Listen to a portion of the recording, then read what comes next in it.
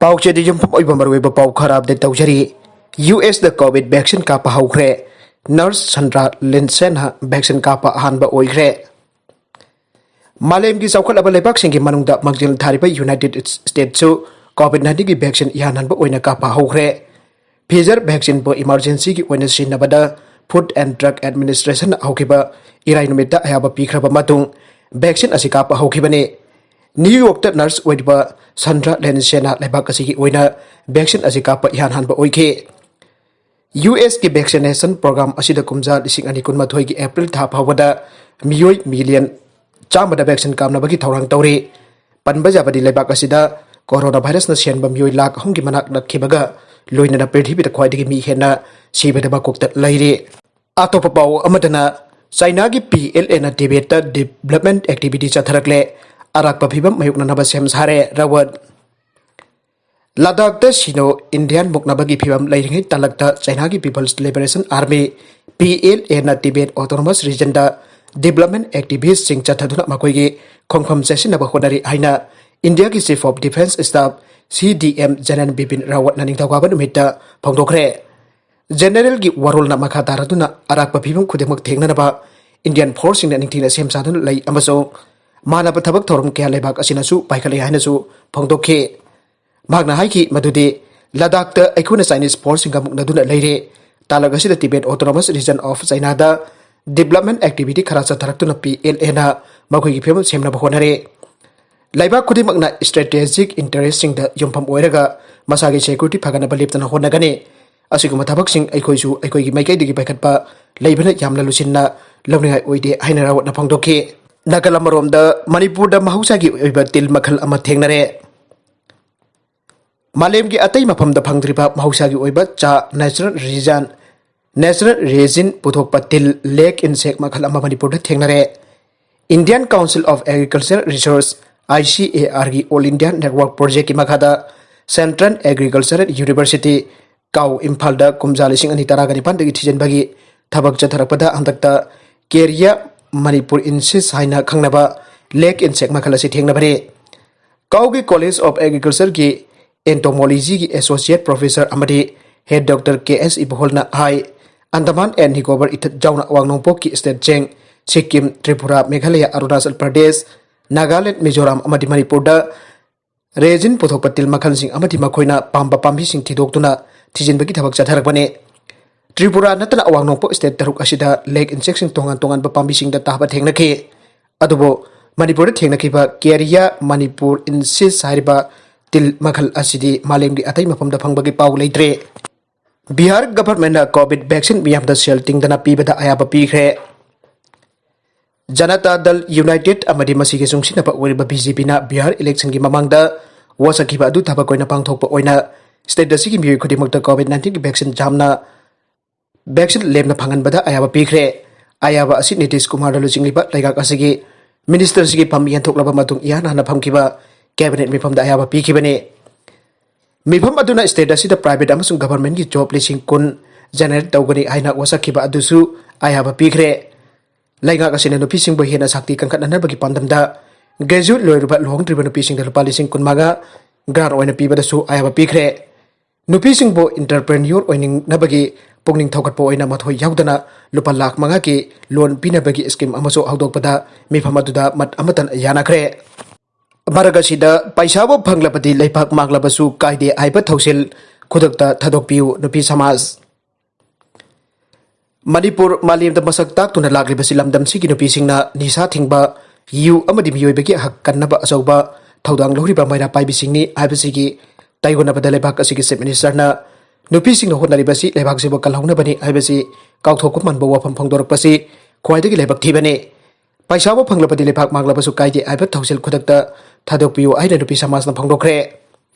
Nupisamas ki General Secretary P. Sobitana Kodek Pituna Tador Pasirol Amada Makatara Duna Hai Chief Minister na Manipurda Ju Sunglaga Papalamda Tadokani Haipa Wapam Asik Manipurda Nupisina Sahili Sangsin Sangsintunat Lakpani Sabangi Kongjangbo Karisul Laitana Kanbani Aina Lauridabik Maram Laite Maki Waida Ju Tingbak Ngamdrabanina Haiba Ama Pongdok Libasina Maki Laigak na Nisa Ju Tingbak Ngamdre Haibadu Utok Jarabane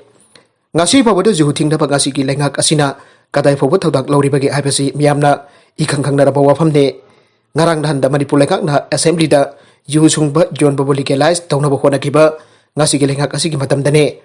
masina ulibadi Manipur lenghak asi yu jamna legalize tawningba yuna miyam manghan babudi udaba masidagi lakadab income adu tamak khanba lenghakni haibasi yamna mayek senglakle haire nisabu legalize tawnaba wafam chief minister na phongtok lambasina mahakna nupi lan gi thoramda ngangpiraba nupi oibisingbo wangna thakat pirambasingdo pura tayunabu oire hainasu cherula duna makhatare mama mapa kaya di mi pai pongnare COVID-19 pandemic asina maram oiduna miyobe khunaida hiram khudimak tu sokhan kiba asina khwaidagi kiribasi education sector da yamna sathine sokhaliba asine online mapung phaba education piba ngamdaba amade inkhalak liba mahiroi kya gi matam yamna pandemic asina banghan kibana mahiroi singi board ki exam matam jausilakpana mama mapa kaya mi pai pongnare hauzik exam matam yarokpai khudong jaba logduna lanai school khada exam thajadaba mahiroi khudingma school na salaiba boarding home da thamgadabani haina akanba present pirakpa hauzik exam matam yarokpai khudong jaba logduna lanai school khada exam thagadaba mahiroi khudingma school na salaiba boarding home da thamgadabani haina akanba present piba yarok liba jaunarakli pathong asi khudaktagi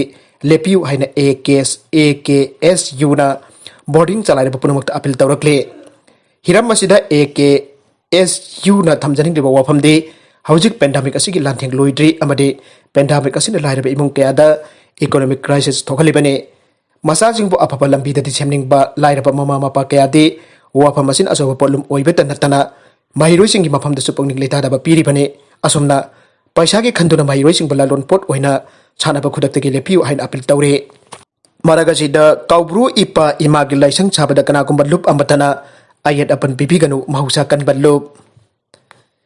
mahirol dagi ipa ipu singat thajana khurumduna laklaba chingburoi tamburoi anigi haurakpham oiriba awang kaubru singsang asigi singdolda kaubru ipa imagi changlen amasana ba mahusa kan ballup manipurna honariba asida kana kumba lup ambatana ayat apan bibiganu aina mahusa kan ballup na presta thador pasirol amana haire cherol asina hai ngasi paliba sarkar asina historical monument ek ki matung inna kaubru laifamlen kaubru isaikol amasong thangjing chingbo sacred site oina lauthok birpa asida haidingali tana thagale loida da lup asina sangsileba khongjang asida iramda masida lairiba yek taret laiba phuruk khudengmana mating pangbiu amasong amatu oina punna sangsin minaduna ipa ibugi hauropong kanmenase aikhoi gi thajaba asina phuruk sing amasong laining gi masak malemda khangan gadawribani masi aikhoi homin kaminarakpa yek taret laiba phuruk khudingma ki hakni haire yalong mising ge hauropam asibu yokat minnasi kanminnasi haiba asigi mayokta laiduna athingba piriba kanglup nadragana organization adudi iramdam chingburoi tamburoi anigi manung chandraba tongan ba kanglup phurupni haina mahusa kanba lupna lawgane loinana kaubru ipa imagi sanglen chanaraba makhataba khongthang paikhat auragani haire paikhat pa auragani haire gari na thombada amasire amasokle ngarang numidang wairam chawrakna pung manga makhairup tarakpa adwaida moirang police station gi manung channa leiba suno sipaida gari na thombada Bisnupur district ki Tinung Goi Ward number 6 dagi nupa ama sire atopa nupa amana aruba pibam da sokpadagi hospital da laika nakre haire Tinung Goi dagi phangba pawda laikitaba nupa adugi maming thoksom syam sundar jahi kuntraga taret apokpa laikitaba TS ibo chawba magi loinabi amadi masanupi ama nupa amaga lehuri aruba pibam da sokpa miyo adugi maming laisram naubi jahi ni puga mathoi apokpa laikitaba El Modern magi loinabi amadi masanupi hom nupa ama leire Thawdok thokum dagi phangba pawda laibak thiba thawdok adu syam sundar amadi naubina Saktiman da mai thanba sing pudun lakpada Saktiman da purakpa sing adu tahaugadawre haiduna suno sipaida gari khamlaga sing seblingaida Honda City orangbani jingnaba car amana thomlamlaga senkhibani haire thajaba yaba paw amada mi thomlamlaga senkhibani hairiba gari adu district police ki mari makhong thigatuna district police na mari makhong thigatuna phagale haire loinana thawdok adugi matangda moirang police station case ama register tawkhre amadi asiba hakchang adu post mortem gi damak rims ki mokta thamkhrabani haire Maragasida hayengdagi highway 37 abadi national project sing matam kaktana thinglagani mahiroi lup sing Singi mahiroi organization sing all input student union liangmai naga katisai rongmai naga students organization amadi zeme students organization gi apunba joint students organization na Tamenglong district hospital gi doctor amadi specialist kabirngnaba sakar kayar khangin khrabasu kasi bhawba response piraktabagidagi ahingnong yaidagi Tamenglong amasung None district National Highway 37 total shutdown tawbag loina district ari asida leiba national project sing matam katana thingilagane wafam asing asi nongthil press club ta joint students body gi convener daichui pauna pami sing unabada phongdokhibane mahakna makha taraduna hojik leiriba sarkar asina sing amasung tam animakta chap manana development paikhatuna gap lehentanab asigidamakta dithagalli adubo mamangda aikoina Tamenglong amasung None district hospital gi specialist doctor amadi awat apa leiriba sing hapsin Pinaba khangkrabasu ngasi phoba thabak to onthok piraktre November 19 da PGB ki office da November 19 da DGP ki office da principal secretary health director health sing yauna punna phamin naduna awat apa sing chayul ani gi manung da mention Pinaba khangan ke masida natuna nungbagi CIC gi pediatrician amasung gynecologist doctor ani thakre airabasu ngasi phoba join tawdre masigi matang da medical officer amade organization sing da khangalak pasu leitre Tamenglong nungba tausem hausong khaupum amasung tamaidal leiriba hospital sida awat pa doctor thabituna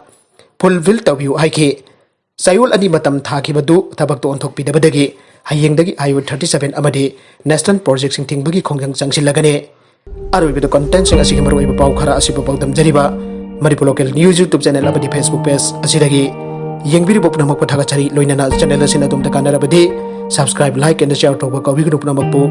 amuka na thaga chari